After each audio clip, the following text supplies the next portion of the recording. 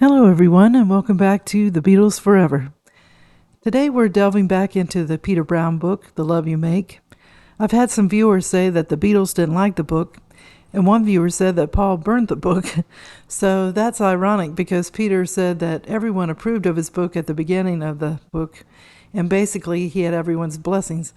I guess he didn't show them all of the book, and they disagreed after they read it. So I'll keep going on with the book, though, and we'll just be open to the fact that Peter may not be giving information that is totally correct at times. And I want to thank all the viewers who have given me support by saying how much they enjoy the videos. I really appreciate it, and it helps me to keep going on with the Beatles. I started the channel because I wanted to find out all I could about my favorite group. So it's been fun and exciting to learn more about John, Paul, George, and Ringo, and it makes me want to listen to their music even more. So let's see what Peter has to say today. Peter stated that back in Liverpool, the money started to pour into NEMS. It was first thought to be hundreds of pounds, but it was turning into millions of pounds. The first year, the Beatles sold 6 million pounds worth of albums in the United Kingdom. Even though the Beatles themselves had lower royalty rates, it would make them all rich in a year, and John and Paul especially, because they were getting money too from their songwriting. The problem was they were in the 94% tax bracket. That meant they took home only 6% of every pound, after which Brian took his 25%. So no wonder George Harrison got angry about the tax situation. Brian felt they should try to get money from touring, and they could go 5-week stretches at a time without a night off. And when they went to the places, Brian would get a paper bag with 1,000 pounds in it. That was because the Beatles would be playing a club, and everybody knew it would be a sellout. So the money was later given to the Beatles, and Brian took his 25%. This practice continued until the touring days were over for good. At first they all lived in Liverpool, but it was decided that the organization moved to London where the action was. Brian moved first to get things rolling. Paul didn't need to find a place. He was living full-time with the Ashers. George and Ringo roomed together in a small flat on Green Street. The fans soon found out, however, and they were forced to move out. Brian found them a duplicate flat to his 2 floors below it in Wadham House, and Brian was afraid that one night George or Ringo might stop at his place and ask to borrow a cup of sugar, and notice that Brian only invited boys to his parties. When George and Ringo found out that they would go to Brian's door and tease him. John's move was more difficult because of Cynthia and Julian. The word spread that he was married, but he kept denying it when interviewed. John was angry when the truth came out. He was afraid that the girls would stop chasing him, but they didn't. Cynthia didn't like her new place in London. It was the top floor of a 6th-floor walk-up on Emperor's Gate off Cromwell Road. It was a rundown building, and the fans were to discover where John was living pretty quickly. The Beatles arrived in America. When they touched down at the airport, it was swarming with fans. Policemen got the Beatles inside the terminal to the customs area, and they had their bags checked, and there were 200 journalists waiting for them. One of the reporters asked what they did when they were cooped up in their rooms, and George said they ice skate. So the Beatles couldn't leave the hotel because of the fans, and they were on the 12th floor and had interconnecting rooms. They spent the day watching American TV, which had news footage of their arrival and the press conference. They talked to the DJs on the phone. The Beatles didn't know it, but they lost out on thousands of dollars with the free promotion they gave. When Brian got wind of it, he told them to get off the phone. So they spent the rest of the afternoon taunting the fans below until the police told them to stay away from the windows. And when Neil Aspinall said that to the Beatles, they kept going to the windows anyway. They just wanted to be a little bit defiant, I guess. Murray the K, the DJ, managed to get escorted into their room by one of the Ronettes. The Ronettes had met the Beatles on the London circuit the previous fall, and George Harrison had a brief fling with Mary. Once he got in the room, it was hard to remove him. He overturned Brian's directions and started broadcasting live over the phone from the Beatles' rooms. He was a powerful figure in New York radio, so no one asked him to leave. Murray the K called himself the 5th Beatle, and the name stuck. Just at this time, George Harrison came down with the flu. He had a high fever and an inflamed throat. The hotel doctor made him stay in his room, and George Harrison's sister flew in from St. Louis to be a nurse for George.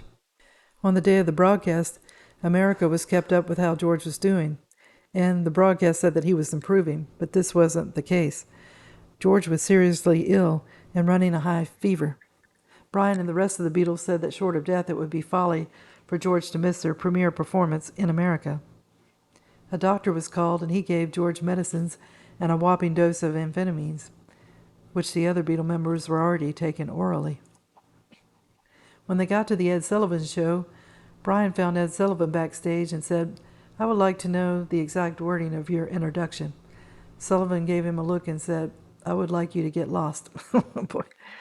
Sullivan said at the introduction, "America, judge for yourself." 73 million people watched the Ed Sullivan show. In New York, it was said not one hubcap was stolen from an automobile, not one major crime was committed by a teenager, and Billy Graham broke his tradition by watching TV on the Sabbath. When the Beatles did the Washington concert, they were invited to a party at the British Embassy, and Brian decided they would go. It was a stuffy party. The Beatles felt out of place. The party wanted their autographs, and one of the guests watching John sign said, "Look, he can actually write." Brian froze up, and so did the others. They thought that John would punch the man. John instead shoved the pens and paper back and refused to sign. One lady even got a pair of cuticle scissors from her evening bag and snipped the lock off Ringo's hair as a souvenir for her daughter.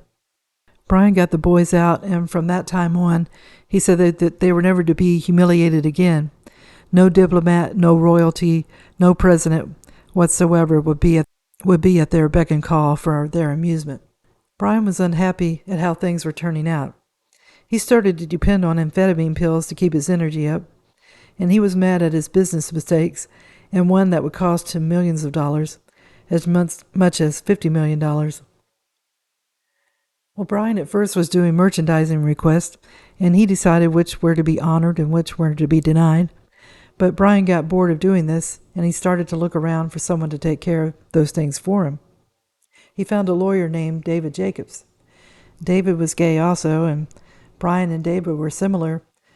Both their families were in the furniture business. Both were born and bred of money, and they both had doting Jewish mothers. David's office sorted out the merchandising offers, and Jacobs gave the chore to a young lawyer in his office, and Jacobs suggested that Brian set up a completely separate company for the merchandising end. The Beatles and Brian would take a percentage of the profits while they did the work. Jacobs then said he knew someone that could take over the merchandising, and his name was Nicky Byrne. He had 5 friends, and they became his partners, and Brian and Jacobs didn't know any of them. The business was incorporated under the names of Byrne had his own lawyers make up an agreement between CELTAB, Stramsact, and NEMS. David Jacobs had Brian's power of attorney in the matter and was prepared to sign the contracts in his absence. The thing that was unnegotiated in the contracts were the percentages to each of the parties. Brian and Jacobs knew that there was a lot of money to be made in merchandising, but no one knew just how much. If they had looked into the matter a little closer, they would have seen that Elvis Presley licensed goods had grossed over $20 million in 1957 alone. David Jacobs casually asked Nicky Burns what percentage he wanted, and Burns suggested 90% because he thought that Jacobs would start bargaining. Surprisingly, Jacobs said, "Well, 10% is better than nothing," and he signed the contracts.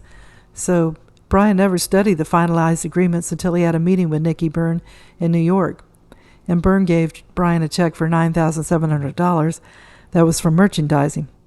Brian was happy at first. He didn't expect to get a check, and it would help with some of the losses he'd incurred in America. When Nicky explained to Brian that he had collected over $100,000 and that after expenses there was $97,000 and Nicky was keeping $88,000, Brian felt sick, and I sure bet he did. Nicky Byrne's personal income alone could add up to $5 million. Brian felt he had given it away. He wondered what the Beatles would say when they found out. He didn't want them to know, and he plotted to keep the news from them. He had it in his mind to get it back. This was his first major failure, and he felt like a fool. Brian decided that the Beatles needed to make movies like Elvis, and he should have consulted with Colonel Parker because Brian said he wouldn't take less than 7.5% of the profits, but he could have gone as high as 25%. So Brian agreed to a 3-picture deal, and then all rights to the movies would go back to Walter Shenson in 15 years. Brian thought what pop group would still be popular in 15 years, so he agreed. Shooting the movie A Hard Day's Night, the Beatles felt like things moved very slowly after all the touring they'd been doing. The movie was to take 6 weeks to make. They were on the screen a lot, but they also spent many hours just sitting around in their dressing trailers, smoking and talking. They got an 8mm projector, and in one of the trailers they watched porn movies. Pattie Boyd met George Harrison on the set. She had a boyfriend at that time, and she tried to avoid George's advances to go out. But soon she decided they could meet for dinner. Then they started dating. George took some getting used to, according to Pattie. She was used to polished young men, and George wasn't that. He was uneducated, and he could be ill-mannered, a know-it-all, and he was like a sex-crazed teenager. George expected Pattie to tend to his ego, his sex, and his meals, and she made it clear to him that she was no northern woman and never would be. Brian asked George to keep his relationship with Pattie a secret. That was impossible, and soon all the press knew.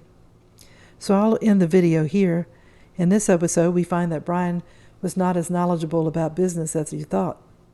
It sounded like things got overwhelming for him in his book, A Cellar Full of Noise, but he only touched on the topic, stating that he felt he needed help, but he found it hard to give up his managing of the Beatles because he wanted the best for them.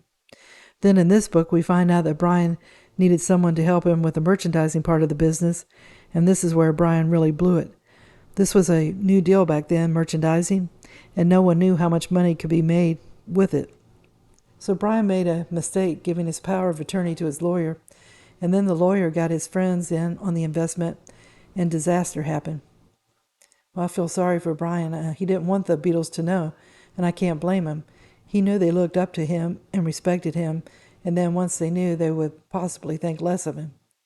So I hope the book reveals that the Beatles found out, how they found out, and what they thought about it all.